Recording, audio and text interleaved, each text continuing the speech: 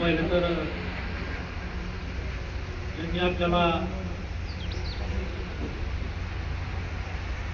दादा बैठक आयोजित केली होती, कसा प्रतिसाद आहे, काय ठरलंय?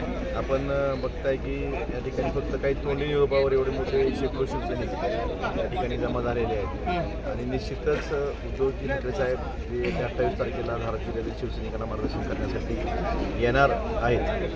त्या निमित्तानं जे नियोजन कसं करायचं याबाबतची बैठक होती, त्याला उत्स्फूर्त असा प्रतिसाद आहे. त्या बैठकीतूनच असं दिसून येतं की त्या मेळाव्याला किती लोक हजर असतील. निश्चितच शिवसैनिकांमध्ये उत्साह आहे. या ठिकाणी काही जरी झालं असतं, कुणी जरी गेलं आलं असलं तरी शिवसैनिक हा जागेवर आहे आणि अधिक उत्साहानं तो पेटून उठलेला आहे. त्यामुळे निश्चितच इथून पुढचा काळ हा उद्धवजी ठाकरे साहेब जे सांगतील त्या दिवशी जे मार्गदर्शन करतील त्याच पद्धतीने शिवसैनिक पुढच्या काळात काम करतील. शिवसैनिकांना काय आव्हान असेल?